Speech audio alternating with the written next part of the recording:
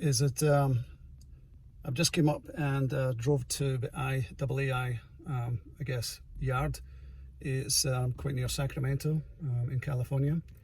I've actually just been inside to take a look at the turbo, and wow, it's better than I expected. Unfortunately, they wouldn't let me take videos or pictures inside the yard. They told me that it was forbidden, so I'm having to just do this quick video from outside their front office. So the auction is planned for Thursday of this week. I do plan to go ahead and bid on this car, and we'll see where we get. But based on what I've seen so far, is obviously the bumper needs replaced. It looks like both headlights, they've actually got little cracks on the headlights, so both headlights will need replaced. Is the radiators, I've got some marks on them. I need to take a look at the radiators, whether they need to be replaced or whether they'll actually be okay. Obviously the crash support beam, the main beam at the front, needs to be replaced.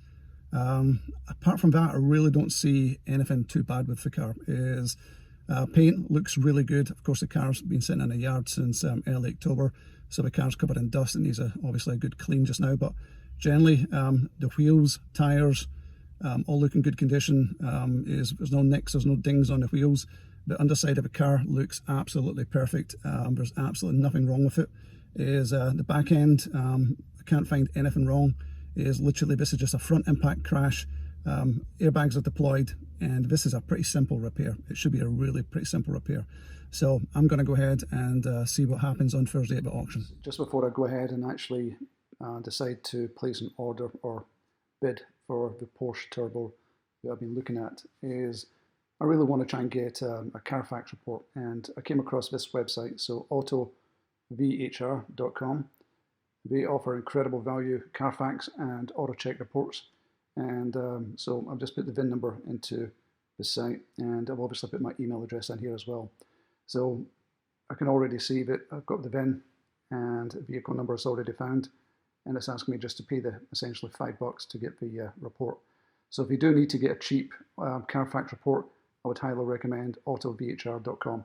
And by the way, I am not affiliated. I'm not sponsored with this website at all. I don't know the people who run it. I just found this an incredible resource at incredible pricing, especially for getting a Carfax or auto check report at discounted prices. So thank you to the guys who's ever behind autovhr.com. You guys really do offer fantastic services at really low cost prices. So I'm going to go ahead and buy the report, and I'll show you what that comes up and looks like in a minute. Video here, we're just going to actually take a quick look at the Carfax report that we just purchased, and of course it's coming up, no surprises. 2016 Porsche 911 Turbo S. It's got a branded title, 2 previous owners, and 4 service records, which is good because that's the thing I was really looking to see, is how many service records did I actually have.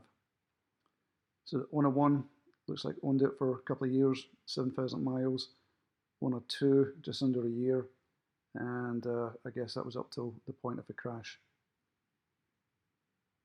Going through this, it's just telling us that, actually it's kind of interesting, it's telling us that there was no airbags deployed, although we actually do know the airbags were deployed, but we do agree that there's no structural damage to this car, and that is questionable, I guess, with regards to severe damage.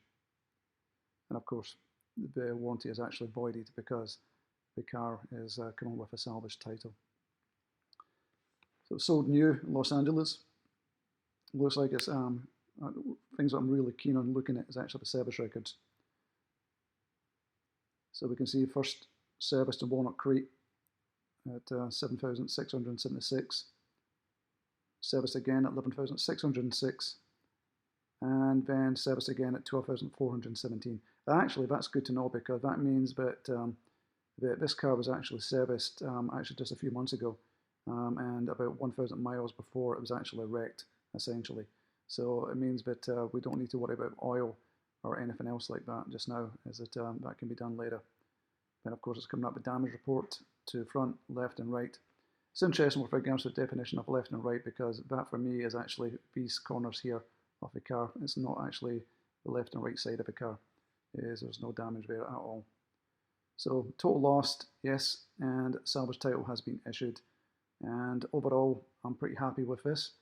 And we're going to go ahead and make a bid for this car. What's in your garage is hopefully this car will be in my garage soon. I'm keeping my fingers crossed.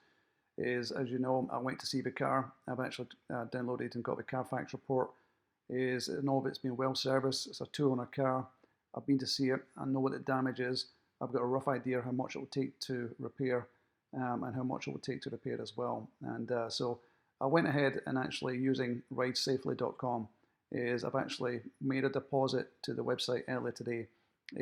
Basically the way it works is once you log in, set up your account, you really need to deposit 10% of what you're going to bid against. So my maximum bid was going to be $7,000.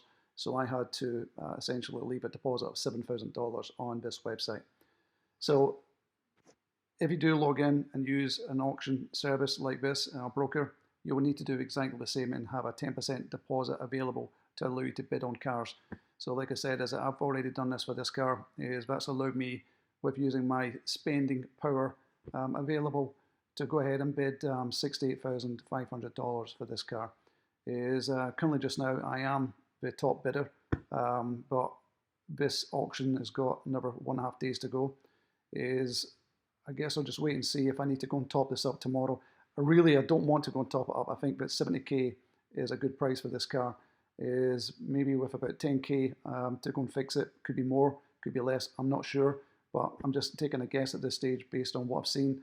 I'm hoping to be into this car total maximum of about 85k.